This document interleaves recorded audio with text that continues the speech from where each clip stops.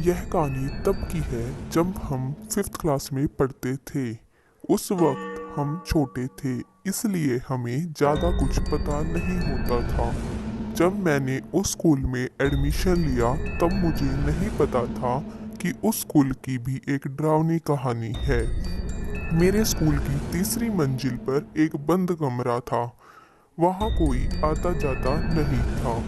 धीरे धीरे मुझे अपने दोस्तों से पता चला कि कुछ सालों पहले वहाँ एक बच्चे की मौत हुई थी। तब से उस कमरे से अजीब अजीब आवाजें आती हैं। और तो और उस कमरे में जाने से एक बच्चे की मौत भी हो गई। अब तो टीचर्स भी वहाँ जाने से डरते हैं, इसलिए उस कमरे को बंद कर दिया था और ऊपर जाने के लिए सबको मना भी किया जाता है। बच्चे उस कमरे तो क्या उस मंजिल में भी नहीं जाते थे। यह सुनकर मुझे भी डर लगने लगा था। उसी साल आदित्य और राहुल नाम के दो लड़कों ने वहाँ एडमिशन लिया। धीरे धीरे मेरी और उनकी अच्छी दोस्ती हो गई थी। कुछ दिनों बाद मैंने उन्हें उस कमरे के बारे में बताया, लेकिन वे उस बात को लेकर मजाक करने लगते और कहते कि ऐसा कुछ नहीं होता। फिर वो दोनों क्लास से निकलकर ऊपर की ओर जाने लगते हैं। मैंने उनको बहुत समझाया, लेकिन वो नहीं माने और ऊपर की तरफ चले गए। अंदर से उनको भी डर लग रहा था, पर वो हिम्मत कर कर ऊपर सीढ़ियों तक जाते हैं और कुछ देर बाद भागते हुए वापस आते हैं। राहुल का घर स्कूल के पास ही था, इसलिए मैं और आदित्य उसके घर आते जाते रहते थे। एक दिन मैं और आदित्य राहुल के घर से वापस जा रहे थे। तब हम देखते हैं कि स्कूल की सभी लाइटें बंद थी, सिर्फ एक कमरे की लाइट ऑन थी। हम डर कर वहाँ से भाग जाते हैं। फिर अगले दिन हमारा स्कूल जाने का मन नहीं करता, पर हमारे पेरेंट्स हमें स्कूल भेज देते हैं। हम डरते हुए स्कूल जाते हैं और जो हमने कल रात को देखा वो सभी दोस्तों को बताते हैं, तो वो सब भी डर जाते हैं। उस दिन हमारी दोस्ती गोलू से हो जाती है।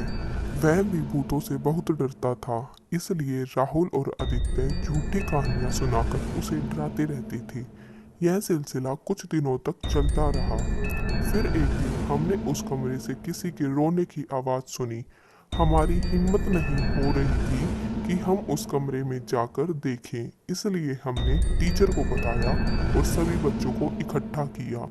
जब हम उस कमरे के बाहर पहुंचे तब वहां से कोई आवाज़ नहीं आ रही थी। तब हमारा टीचर कहते हैं कि लगता है ये तुम्हारा वहम है, यहाँ से कोई आवाज़ नहीं आ रही। फिर सब वहाँ से चले जाते हैं।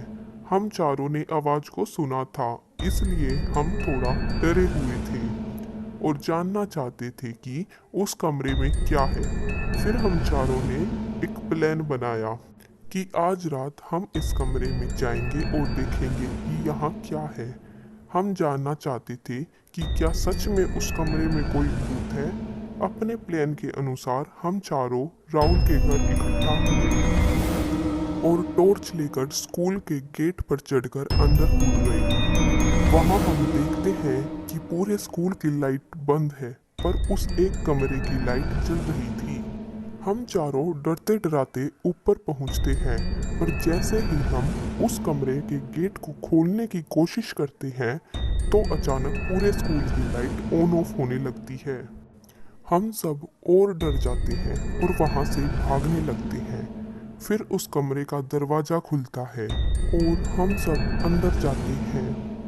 वहां हम देखते हैं कि उस कमरे में सभी टूटी बेंच पड़ी थी। वहां उस कमरे की लाइट बंद हो चुकी थी, इसलिए हम सब ने अपनी अपनी टॉर्च चलाई और वहां पड़े पड़े एक बेंच पर बैठ गए। जैसे ही हम बैठे दरवाजा बंद हो गया। अब हम सभी डर के मारे चिल्लाने लगे थे। हमने उस कमरे का दरवाजा खोलने की बहुत कोशिश करी, पर वो नहीं खुला और फिर अचानक कमरे में बचाओ बचाओ की आवाजें आने लगती हैं। हम सब चीखते हुए दरवाजे को खोलने की कोशिश करते हैं, पर वो नहीं खुलता। हम और भी डर जाते हैं। कुछ देर बाद आवाजें आना बंद हो जाती हैं और कमरे की लाइट वापस आ जाती है। तब हमारी जान में जान आती है। तभी अचानक दरवाज़ा खुलने की आवाज़ आती है और वहाँ अचानक एक गार्ड आ जाता है, जिसको हमने उससे पहले कभी नहीं देखा था। फिर हम वहाँ से भागते भगाते अपने अपने घर जाते हैं। उस दिन हमारे साथ जो हुआ हमने वो किसी को भी नहीं बताया और उसके बाद कुछ दिनों तक स्कूल भी नहीं गई। कुछ दिनों के बाद हमारे एग्ज़ाम्स थे। एग्ज़ाम पास करने के बाद हम सभी ने दूसरे स्कूल में एडमिशन ले लिया और फिर कभी वापस उस कमरे की तरफ नहीं गए। हालांकि अब रात को उस कमरे की लाइट भी नहीं जलती थी। उस दिन के बाद वह गार्ड भी नहीं दिखाई दिया। यह थी हमारे बचपन की डरावनी कहानी। कैसी लगी आपको ये कहानी कमेंट सेक्शन में ज़रूर बताना और चैनल को सब्सक्राइब करना मत भूलिए।